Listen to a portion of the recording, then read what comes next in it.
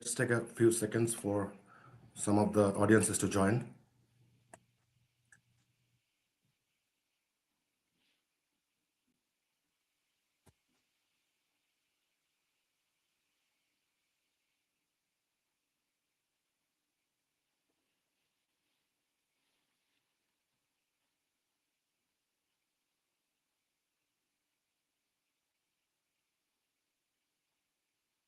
Okay. For decades, Bangladesh and India have shared a complex stance, sometimes cooperative, sometimes not so much. But some recent moves of India suggest a subtle recalibration in their Bangladesh strategy. Today, we are exploring what this means for politics, for people, and the future of this delicate partnership. Today, I am honored to be joined by Rana Meher, a teacher and a human rights activist, and Mr. Chandan Nandy, a senior journalist based in Delhi with decades of experience in working with Bangladesh and Bangladesh-India relationship. They both bring unique perspective in this about this evolving bilateral relationship. In today's discussion, the goal is to cover the recent political shifts in Bangladesh, the challenges in this bilateral relationship, the misconception, and what it all means for Bangladesh and India's future. See, there is something called bilateral relationship, right? Relationship between two countries. There is your traditional bilateral relationship, and then there is India-Bangladesh relationship. It is more than a traditional bilateral relationship because it involves the birth of an independent nation and the role of another nation in its independence, in its struggle for independence. So India has been a long-term friends, supporters of democracy in Bangladesh. So my first question to Chandanda is that how would you describe India's overarching strategy in Bangladesh today? Has it shifted compared to, say, a couple of decades ago? To you, Dada. Thank you, Jihan, for inviting me to your show. This is the first time that I'm going to be speaking in English, which is okay. To answer your question, I think it sounds a very simple question, but it's loaded with complexities. Insofar as as India-Bangladesh relations have evolved and where it stands, where they stand today. Now, if we go backwards, I think the watershed moment, of course, was the events that culminated in whatever happened in August 2024.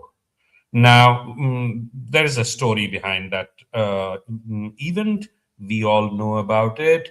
I don't make any bones in saying very loudly and very, very clearly that it was a regime change operation done by the United States and its security agencies. Let there be absolutely no doubt about that. Number two is that many people have asked me, and this has been discussed, at length by other, political analysts, that why is it that Bangladesh witnessed this unprecedented violence, and that led to the change in the Awami League regime.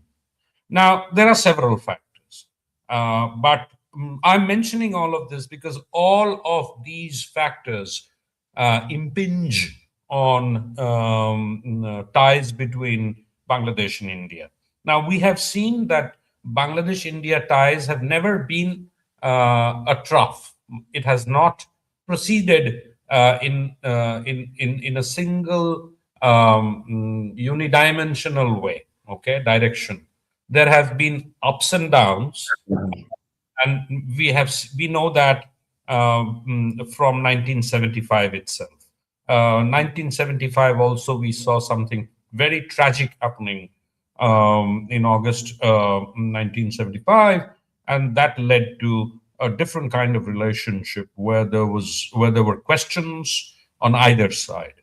Now we seem to have come to a juncture where we see an event of a bigger scale, probably bigger than what happened in August 1975.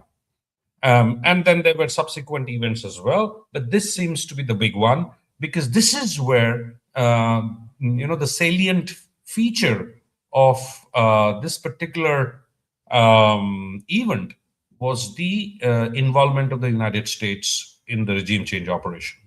Now, Bangladesh-India relationship, as we know, over the last, as long as the Sheikh Hasina regime was there, from 2008, let us say, till to 2024, we have seen how many elections? 2008, we have seen 14, 2014, 2018, 2018. 2018, and so we saw four elections, of which there were, three elections were said to have been very, very controversial and questionable. Now we see all kinds of things happening in politics. We have seen, we have seen nasty politics in India as well. So we are not surprised by that. But what we are surprised by is that despite having a near total stranglehold on the administration, on politics, on the economy, the Awami League regime was ousted from power. And in its place, we had what we call an illegitimate formation. I don't even call it a government or a regime, an illegitimate formation that took charge and continues to be in charge because it is still propped up by external forces. So, this is where the gray area comes in. We have debated, we have asked ourselves this question that why is it that was India aware of what was to happen or what happened in August 2024? No, did it caught India by surprise? This is where I'm coming. I think that my straight answer to that question is that more than surprise, I think that the Indians probably wanted this event to happen. I think Sheikh Hasina's visit to China in June probably precipitated that crisis in a way, or the crisis in the relationship where the trust seems to have been broken. We all know that the Modi regime took charge in 2014, around the same time that the first problematic election in Bangladesh happened. And since then, there have been accusations by many quarters, and certainly from Bangladesh, that the Awami League regime remained in power because the Modi government had propped it up. Now things began to change, I think, towards in 2023. This is my perception. This is my analysis. I may be wrong, but I think other events around that time, around 2023, will bear out what I'm saying. I think the real shift happened around the time that the 2+2 meeting was held in Delhi in November 2023, when we had Mr. Blinken and the Secretary of Defense visiting India. And from the Indian side, we had Mr. Rajnath Singh, who is the Defense Minister, and Mr. and our External Affairs Minister. Now, that is probably where the turning point took place. I recall that journalists who attended the press briefing at that time asking very focused question on Bangladesh, and the stock answer that was given by our then Foreign Secretary, Mr. Vinay Quatra, is that look, it's Bangladesh's internal matter. India does not interfere in all of that. India does not comment on the domestic politics of another country, and blah, blah, blah. But I suspect that is where the shift happened, because after the questionable elections of 7th January 2024, the most important visit by an Indian official to Dhaka was that of Mr. Ajit Doval on the 2nd or 3rd of February. He was there for 2 days, but and he had gone with a specific request, which was turned down by Sheikh Hasina. I think that was the proverbial last straw on the camel's back in a way. Um, and and I suspect that the Indians probably knew about the American operation. It couldn't have been, we couldn't have been so dumb. But I think that the Indians thought that the Awami League government had run its course and it was time for a change. Mhm. Now, what it did not probably realize or know was the scale and magnitude of what was to replace the Sheikh Hasina regime. I think that is where the fatal error took place. That even though we knew this would fall, we did not come in the way. We had absolutely no control over the events after August 5th, 2024. It was on the 8th of August, if I recall, that Muhammad Yunus took charge as the chief advisor. It was on the 5th of August 2024 that Sheikh Hasina left Bangladesh to reach India. So that was there. And we obviously also know very clearly now, very well now, the role played by the army top brass, especially the army chief, very dodgy role played by the army chief at that time. And that dodgy role continues actually. You will be getting to know about how dodgy that role is in the next 1 or 2 days as well. I'm giving you a heads up of what might happen in the next couple of days. Nothing very untoward, but something very, very strange. But anyway, we'll come to that later. So I think that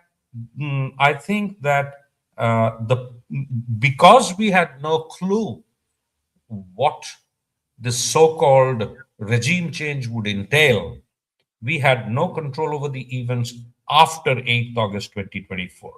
We saw a gradual decline in ties, historic ties, I would say.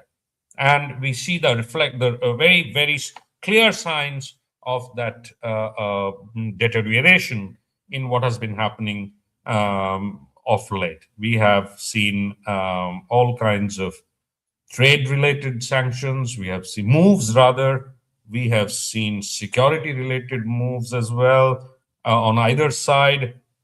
And more recently, we are now seeing the ongoing, continuing worsening of ties as a consequence of the problem that arose on the cricket field. Now, so that's how I would put it. We all know about the history of India Bangladesh ties.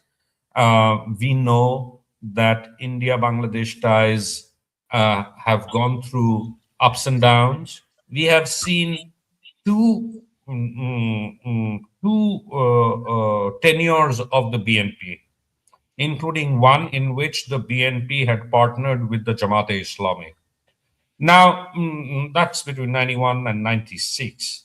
Then the next time the BNP came to power was in 2006, if I recall. Sorry, 2001. Was it? Yeah, 2001. So so it has gone through ups and downs. But what worries me really is that the the the magnitude of anti-India sentiments that prevails in Bangladesh now is what really worries me. I think this is Yes, brother. something. So speaking of this anti-India sentiment, if you would excuse me about that, I would like to now go to Rana Meher, and I think Sure. something happened with your camera. If you could take the Yeah, time I'll to. log out. I'll log out and come back again. Okay. Yeah, that works. So there seems to be a anti-India sentiment, Ranapa, in Bangladesh. I mean, we have seen it in not only in recent days, but throughout the time of the Awami League government. In your opinion, in your perspective from the ground in Bangladesh, how do people perceive India's involvement? How do people perceive India's involvement in Bangladesh's politics, in Bangladesh's trade and social projects? Do they view it as something positive, or they feel threatened by India? To you, Ranapa. Thank you, Jihan. I was listening to Mr. Nandy's speech, and he ended with something about anti-India statement, anti-India sentiment in Bangladesh, and you are echoing the same thing as well. If we can talk about some background of that anti-India statement, because anti-India statement or anti-India sentiment is not a new phenomena that happened in 2024 only. It is. It is injected, that's what I call it, it is injected in our head by some meticulous planning since 1972. Of course, because India was a partner when we have got our independence from Pakistan, and for many local groups in Bangladesh who opposed the independence, India was not in their good book since 1971, and then there's some international involvement as well. So after 1975, when we lost Bangabandhu and Ziaur Rahman came to power, anti-India politics was one of his key political methods to win some very cheap vote and some very cheap support from Bangladeshi people. So since 1975, he tried to make sure that people have some negative perspective about India, and Bangladesh was sold to India, or Bangladesh is being sold to India. That kind of narrative, it came in shape starting that time. Then, of course, there's some other political changes took place. Then 1991, BNP came to power, Khaleda Jia became the prime minister, and again, just as their forming person, Ziaur Rahman, Khaleda Jia, and other BNP member, they tried to keep that anti-India sentiment alive, because BNP, Jihan, I'm being very honest, BNP does not have any political ideology, do they? No, Yeah, they don't. I agree. don't. So BNP, I mean, Jamaat is anti-Bangladesh. Jamaat is anti-Bengali. Jamaat is many anti for many different reasons. But BNP does not have a very clear political ideology, and one of the political ideology BNP tried to maneuver is anti-India. So they made sure their supporters, they do not only keep it in their mind, they try to spread it all over Bangladesh as well. And again, when Sheikh Hasina came to power in 1996, that she is selling Bangladesh to India, that rhetoric, it came in front of Bengalis again, because again, BNP does not have anything else to show. They only have this crocodile, crocodile child to show it one after another. Then 2001, when BNP came in the power and Jamaat as well at the same time, what did they do? Their anti-India statement, the anti-India political model, they now it became their one of their government and state policy. So not only they tried to inject that idea about anti-Indianism to Bengalis' head, but also the way they used it in forming different kind of state policy, that in one point India's security was in risk, isn't it, Jihan? And it was very evident when that 10 truck of full of weapon was discovered by some very ordinary police officer, and then we came to know they were in their way to India to fuel the anti-India group within India itself. So since then, and after, of course, 2024, what happened, as Chandan Nandy said, the color revolution again. Now in the picture, not only BNP and Jamaat, but also some other Islamic fractions. The other Islamic fractions, of course, their aim to make Bangladesh a very unstable, very vulnerable country, which will be easier for them to capture and make Bangladesh a very kind of, how do I say in a nice politically correct way? I can't. A very fundamental Islamic country, and to encourage, to motivate people to go against some very basic political ideology of Bangladesh, which is secularity, which are some other Bengali nationality. All they can bring on opposite of them is anti-India sentiment.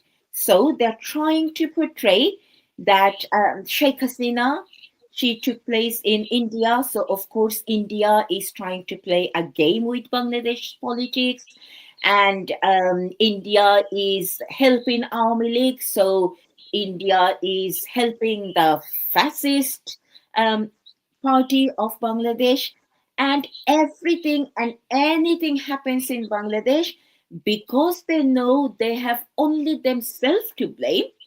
Of course, they blame India. And Jihan, if I can quickly add, when I'm saying it's only BNP and other Islamic party, please, my dear viewers, please do not forget our interim head, Muhammad Yunus, and his very illegal government, who from the very beginning took a very open anti-India stand.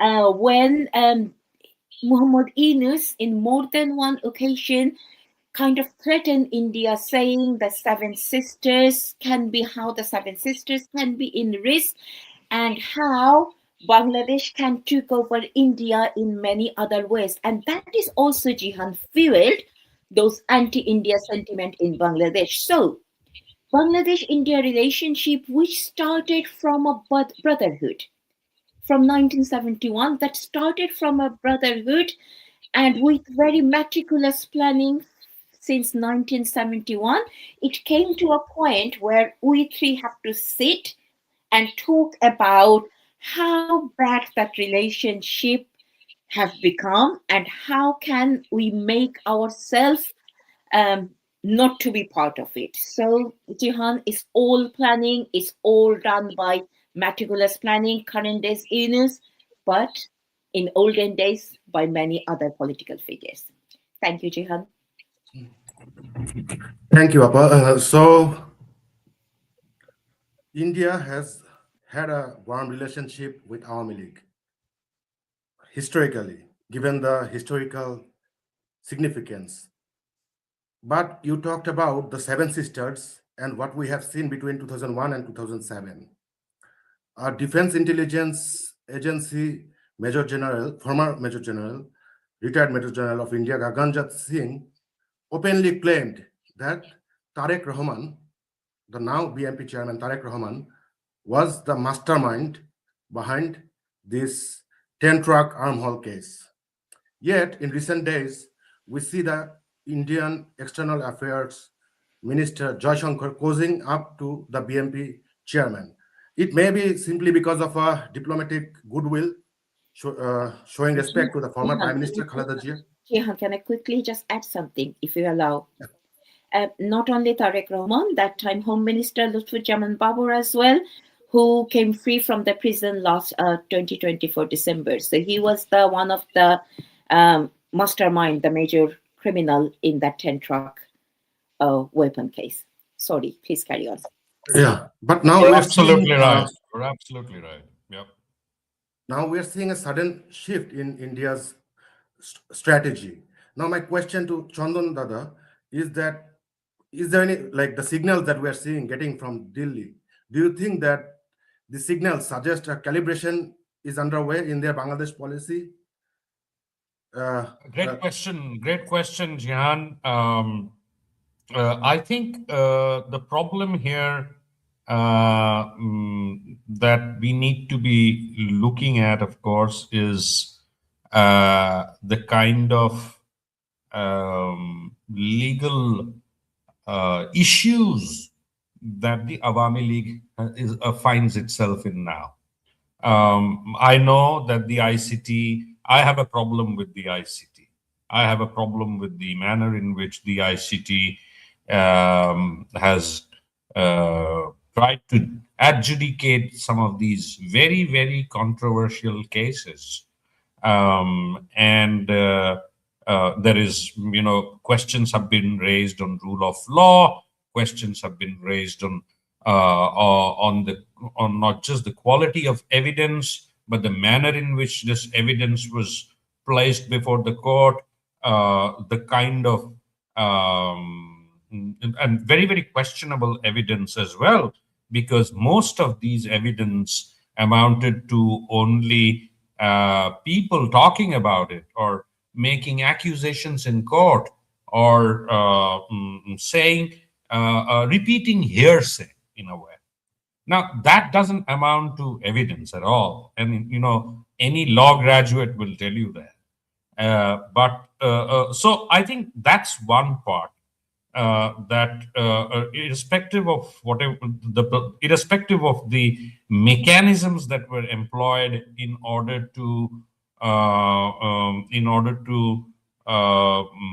get this ICT going and its ruling, leaving that aside, what I would say is that India is taking a very, very cautionary approach here. Number one, cautionary because in the face of the tremendous anti-India sentiments, almost, very, very abusive as well. The heads of our policymakers have so far been very, very cool and calm, as it should be. Now they are trying to deal with this in a political manner, in a diplomatic way. You would all notice, and my viewers would have noticed as well, is that our viewers would have noticed as well that Mr. Jaishankar is the public face of this interaction, of this the Foreign Office, so the Ministry of External Affairs has become the public face. We have seen the visits of our Foreign Secretary to Dhaka. All other comments, all other statements have emanated from the MEA. So that itself suggests that India is trying to deal with this as best as it can from a diplomatic standpoint, from a political standpoint. Sorry. But that, and what others would have noticed here as well, that there are two arms as far as the government of India is concerned, or for that matter, any government is concerned, right? One is the foreign affairs, the Ministry of External Affairs element. That's one element. That's what I call the diplomatic and the political element. The other is the visible lack of a security approach. Now, had there been a security approach, I'm sure you will recall, both you and Ms. Meher would recall that, over the last 17, 18 months, the kind of regularity with which anti-India statements have been made related to the Northeast, of course, and to other in other issues as well, suggests a degree of provocation. Okay. Now, the idea is: do you act on that provocation, or do you hold your guns? Hmm? The idea is that the objective, of course, as far as the Indian establishment is concerned, is not to put the security approach before the diplomatic approach. A security approach would have probably achieved its objectives. Probably, I'm saying, but it would have, on the other hand, raised anti-India sentiments even more. I mean, to greater heights, in fact, and that would have been very, very damaging for New Delhi. So policymakers here thought that a diplomatic approach is best suited for the situation, to deal with the situation, and therefore, in a situation where we do not have the Awami League on the ground, the next best solution, of course, was to back another democratic force, a relatively okay sort of democratic force. At least the BNP has been in power before. It has worked under this very constitution. It has not tried to sort of tamper with the constitution in any large way. There have been, we know that It tried to the bomb the crap out of. It tried to bomb the hell out of its opposition yeah, yeah, party. yeah. That has happened. I mean, all of that affected or impacted Indian security as well.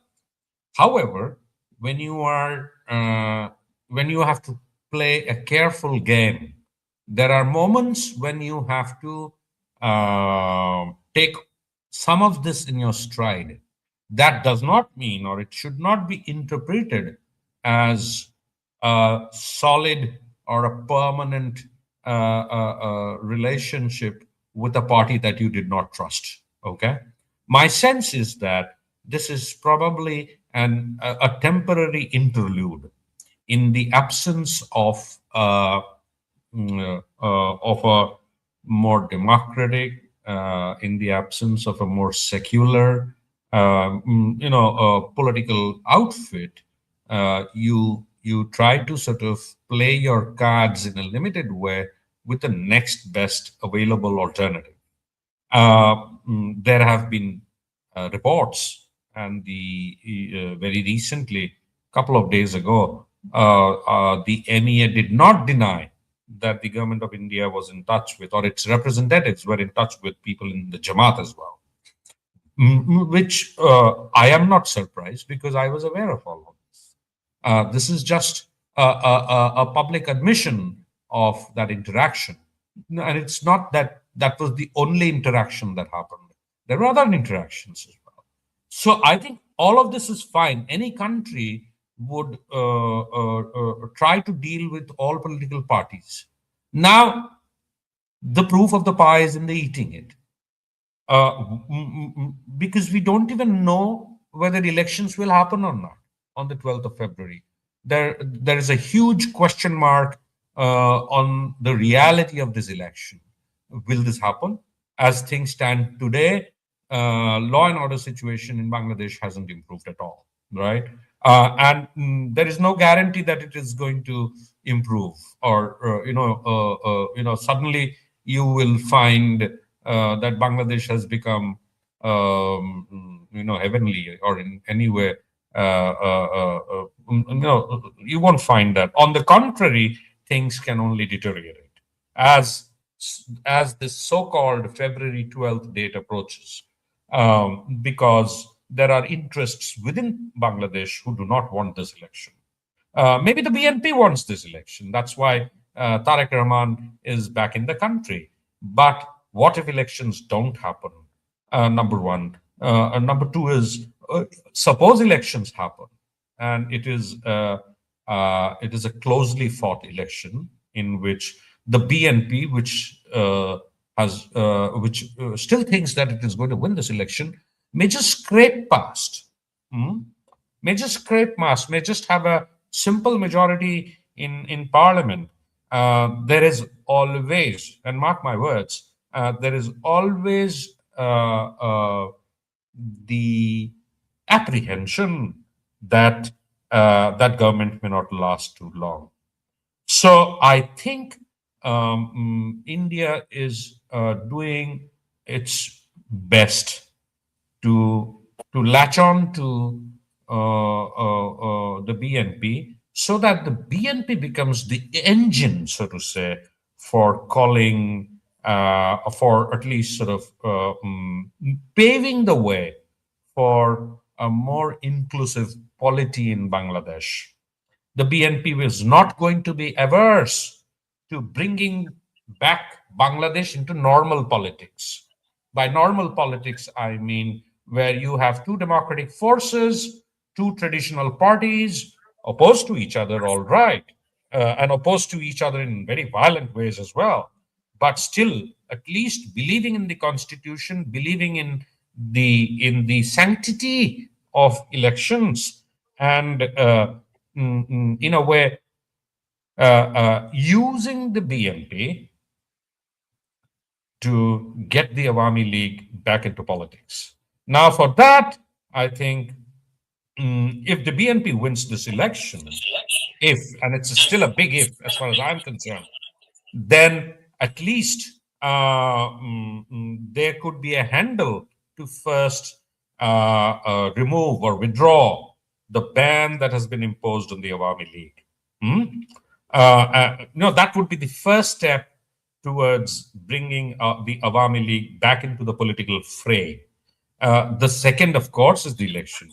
But an election, the tafsil, that's the electoral notification, that these are not big deal. There in the past, tafsils have been cancelled and new tafsils have been declared. So that is not that Bangladeshis are not aware of. They are fully aware of all of that. So what I am looking at, of course, is that the BNP is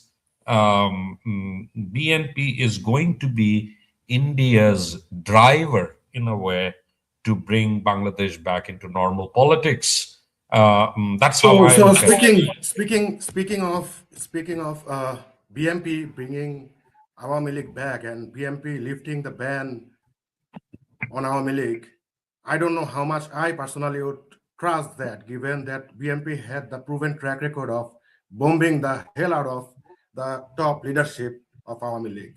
Now, with that, I would like to turn to Rana Appa about Bangladesh's political landscape and how it might respond if India continues its approach to cozy up to BNP and, in a way, move away from Awami League, their long-standing relationship with Awami League. How might that affect the political landscape of Bangladesh? To you, Ranapa. Thank you, Jihan.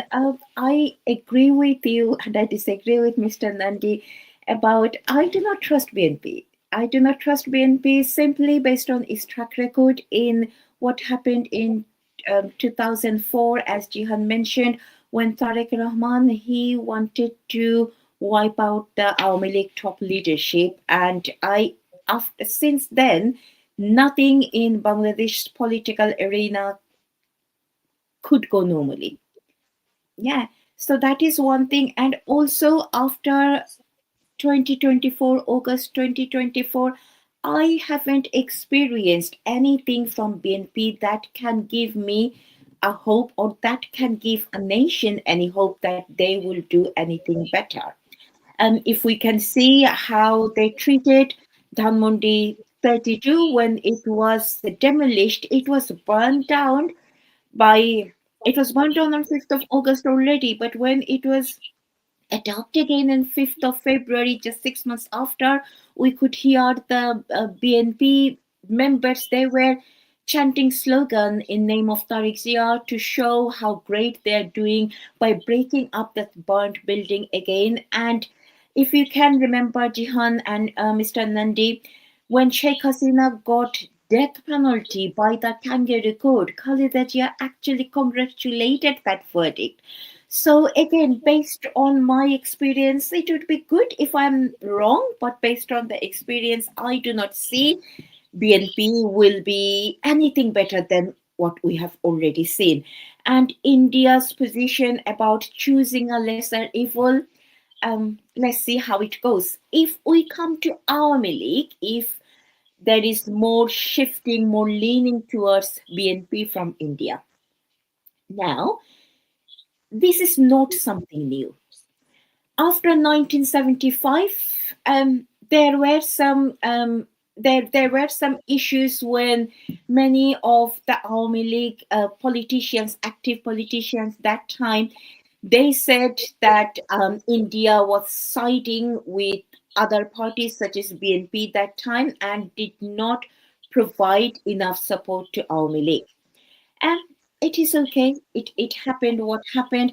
But Awami League Jihan, it is a party now who has their own way standing up. Awami League swallowed that pie before. Awami League, after Bangabandhu's death, Awami League, many other parties in Bangladesh, many other countries like Pakistan, they tried to break Awami League in many ways.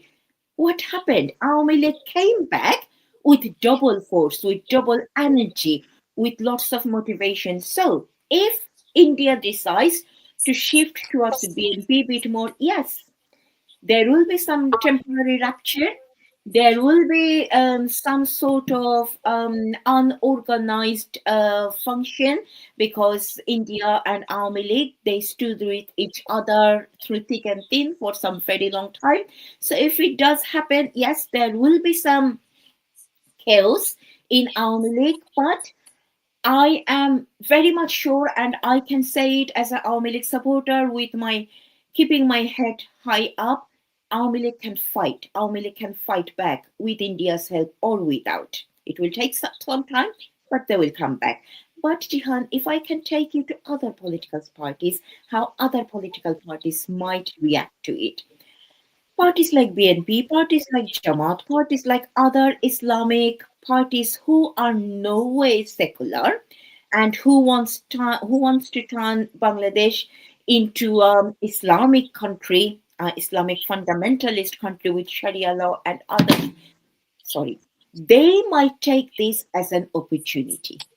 They might think because India is leaning towards BNP now, and BNP again nowhere secular as well, and we are very aware of Tariq Jia's connection with ISI, Pakistan, and other organization. They might think this is their opportunity to shine in a way that will not only destabilize Bangladesh political situation, it will put India into severe security risk as well. That we have already seen how those political parties constantly threatening India of attacking them directly, not even using any politically correct language. One of the Jamaat member a couple of weeks ago, he literally said, "We will attack India. We can attack India." So, if India decides to side with BNP, please remember BNP is not a political party who can single-handedly rule Bangladesh. They could not even win the 2001 election by on its own. They had to form the government with Jamaat-e-Islami. So if India is siding with BNP, I am afraid, might not able to handle it the way India is expecting them to handle.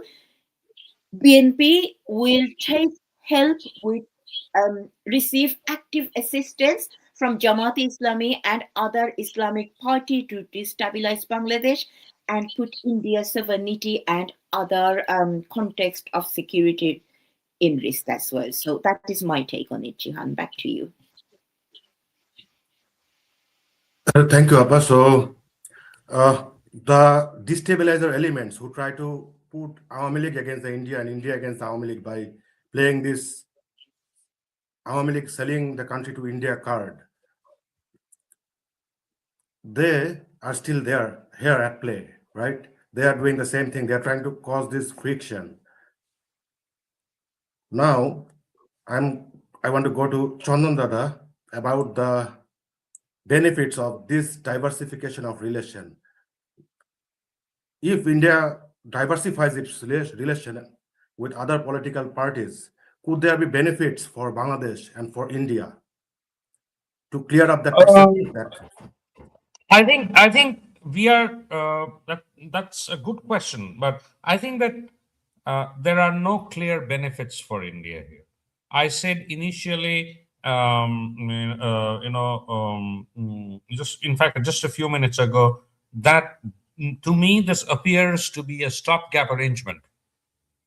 I do not think that India would be comfortable dealing with the BNP, leave alone the Jamaat and the others. And you would have noticed that I had said that we are pulling our punches. We are pulling our punches. We are not reacting to the tremendous anti-India rhetoric that has been used not only by the Jamaat but by some of the other Islamist right-wing extremist parties. There have been direct threats.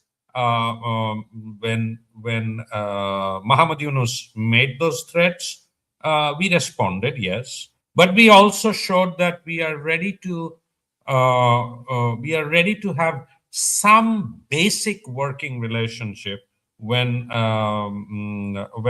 Yunus and Modi met in Bangkok on the sidelines of the BIMSTEC meeting. This was last year in April. Then we have seen a couple of interactions between National Security Advisor of Bangladesh, Khalilur Rahman, and India's National Security Advisor. We have seen that. None of that has helped at all.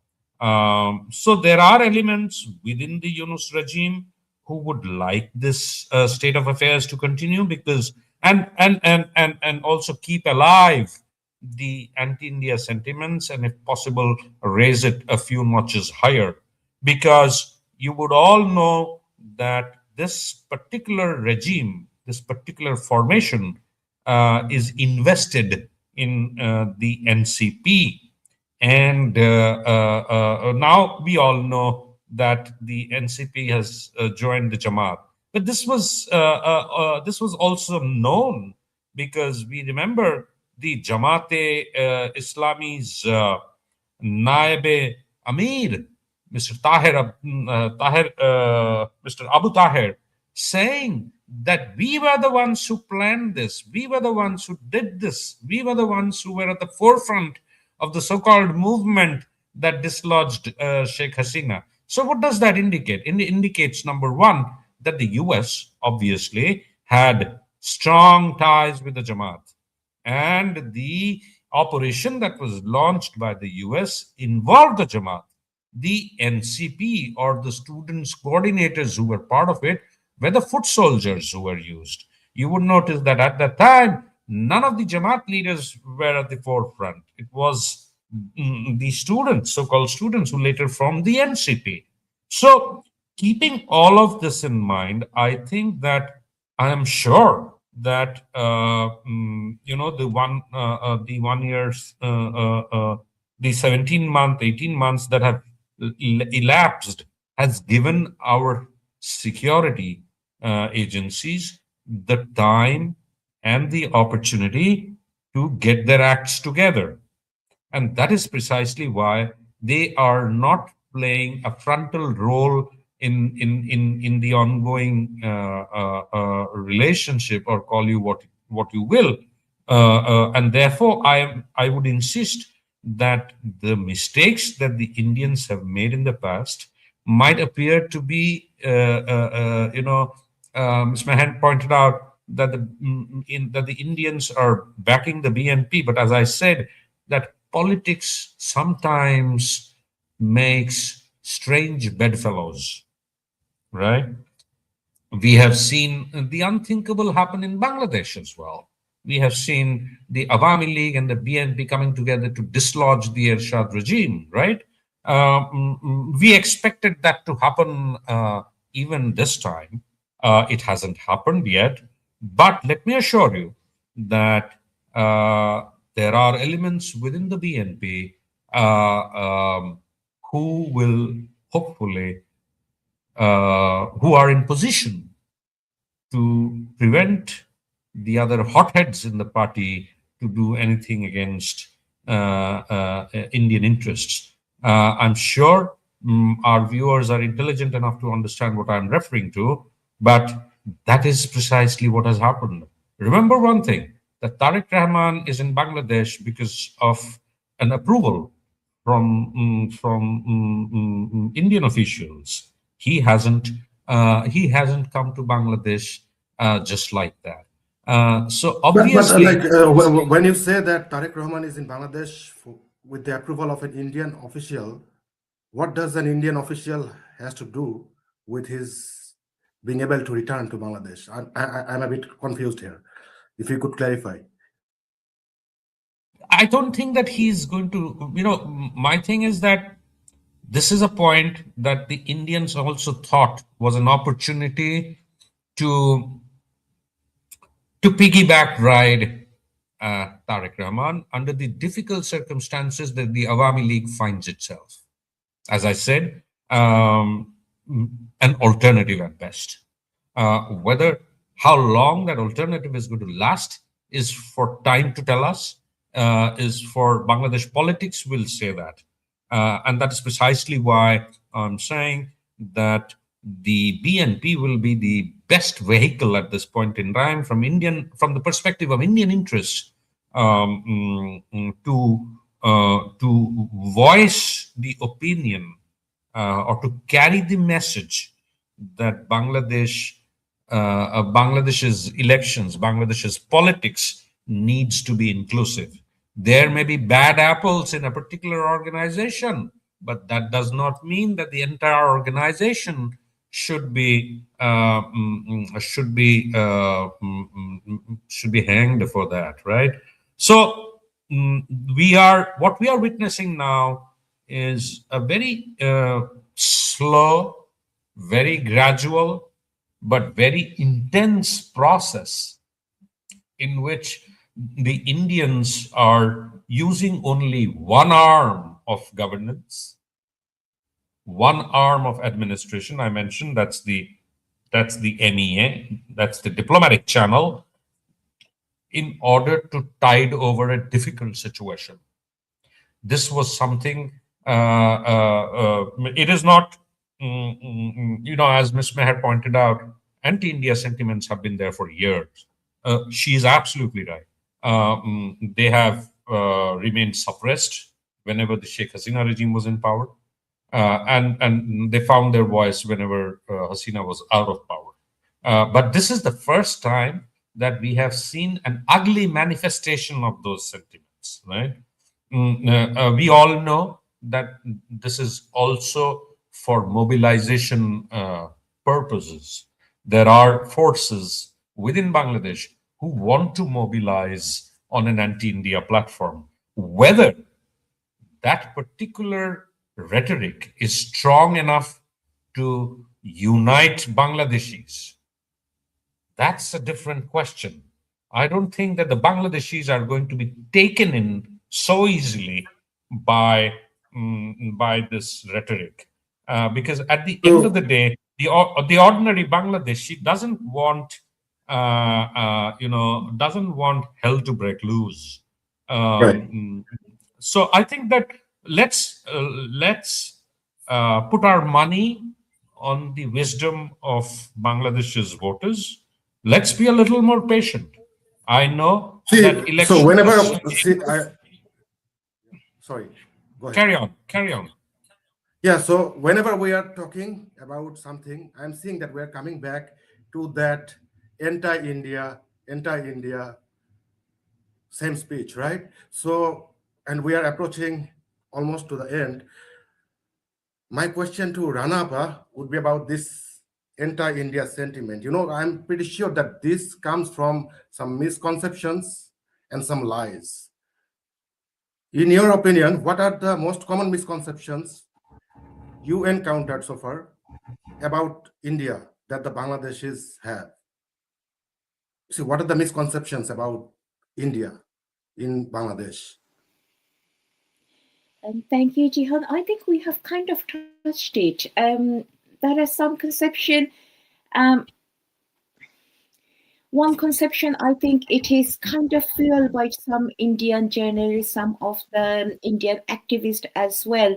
And I personally seen, I'm sure you two have seen as well, there are some ways that some of the Indian journalists try to kind of undermine Bangladesh role in 1971, and they kind of try to say or show that it was India who kind of donated an independent Bangladesh to us. So that was one thing, that was one confusion, and some of the political party, of course, to show the heroic role of India, they kind of undermined Bangladesh contribution of its own independence. And there are some Bollywood movies which is quite popular in both sides of the borders.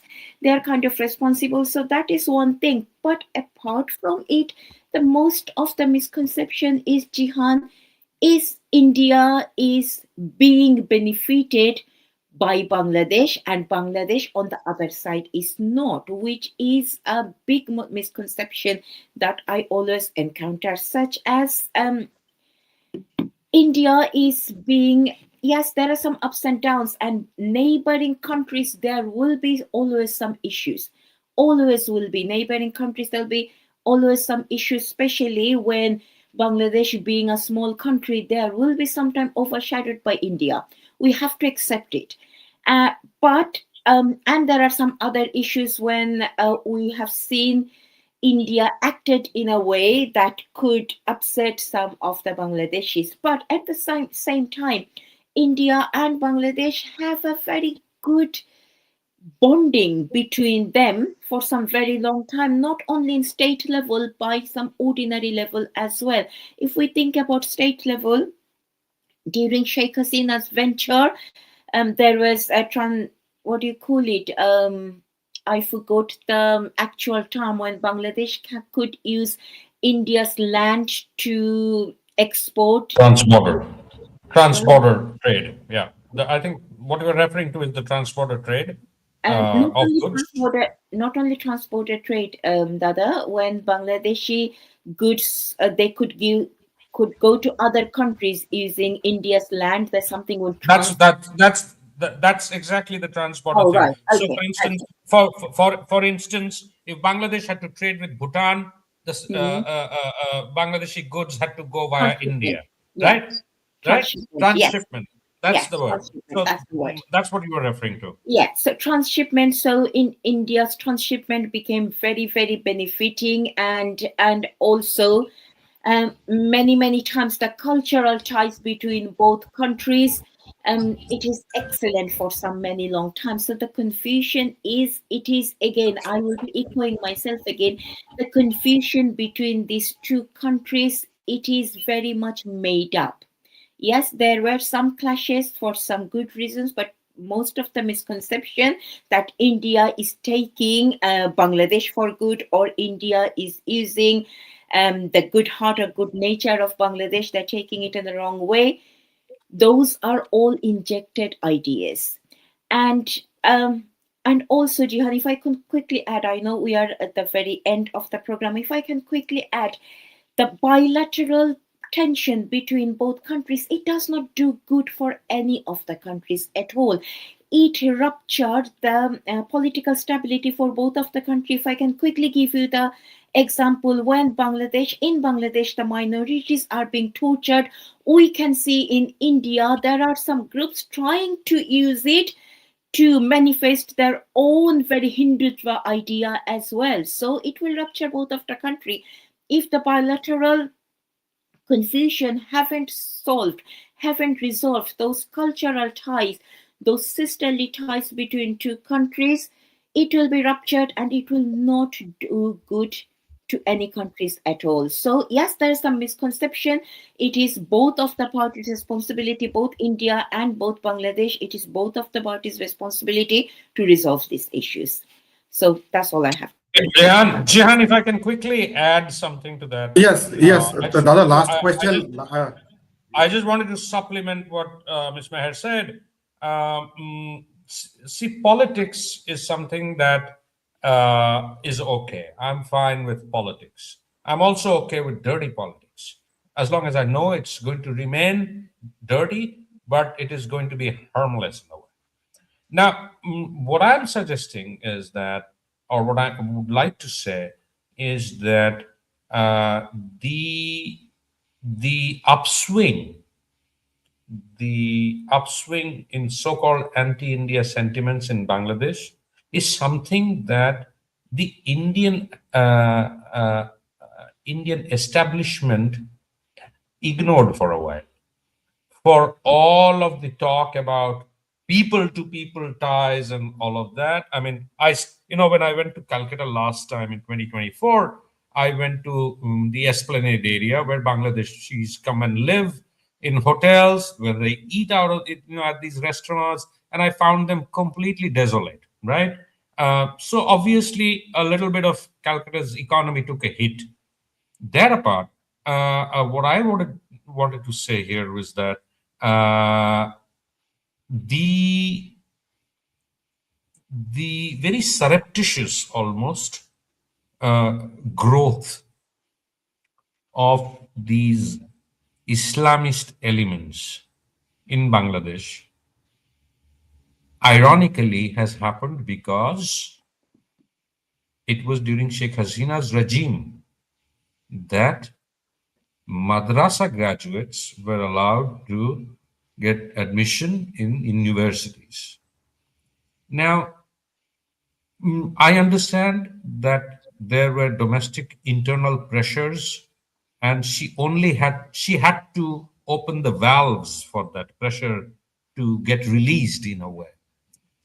Uh, it's very difficult, I understand, to handle a situation of that kind. How do you bottle up this Jenny for too long? Can you do that? The point here is that there has been political mismanagement, maybe on either side. What successive regimes in Bangladesh probably failed to do was to identify that Jenny and keep it bottled, or even if you let out the Jenny from the bottle, to manage the situation. That is where probably the failure happened in Bangladesh. On the Indian side, we took this relationship so granted that we thought that everything is hunky dory and nothing is going to really affect Bangladesh India ties or people to people ties. But this has happened. However, as long as both sides, saner elements on both sides, understand that these bunch of lunatics are doing this for the purposes of mobilization, uh, it can be managed. Let me tell you something, and I'll end with that, is that all of this rhetoric, which in Bengali I called lafalafi, all of this will end once the elections are over. Okay, that is one, and therefore, there were times when Bangladeshis have marched to the border. I remember that happening. In the early 2000s, those things during the BNP's 2001 to 2000 regime, such things had happened in the past. But now you will notice that regardless of whatever these Islamist forces think of in Bangladesh, they are not prepared to go and march towards the border. Okay. Now, so I'll end with that we need to be understanding. We need to understand the political phenomenon behind this so-called anti-India sentiment, and if we know how to manage it, it's going to be helpful. But it is also a reality that the volume of people has grown. The volume of people who actually seek to benefit from projecting this anti-India sentiment, that has grown. I think that's where we need to be a little more careful. And I think that's where both governments, even if the BNP comes to power, it will burn its hands if it tries to do or play with this fire. Because I'm going to tell you why. Because the moment you, in the event of a securitized approach towards Bangladesh, will benefit right wing forces in India, if you know what I mean. So, so that has not happened. That is not happening at this point in time, which I think is good. That the moment you use the security approach, that's when you will know that there are political benefits to be sort of derived from this approach as far as right wing politics in India is concerned. Thank you, Jihan. Thank you. So I would end with this, that as I have mentioned at the very beginning, that there is your traditional bilateral relationship, and then there is India-Bangladesh relationship. It is more than a traditional bilateral relationship. It has faced strains here and there, but it remains one of the most crucial and complex relationships for the South Asian region. Bangladesh remains India's largest trading partner, whereas India is Bangladesh's second largest trading partner, I believe. Both governments should make informed decision, because this relationship in the coming days will not only affect Bangladesh or India, but it will affect the whole stability, the overall stability of the whole South Asian region. I would like to thank the viewers who have taken the time to watch this show, this discussion, and I would like to thank Ranapa and Chandanda for sharing both of your time with me and with my audiences. Thank you so much. With that, Thank you. take care.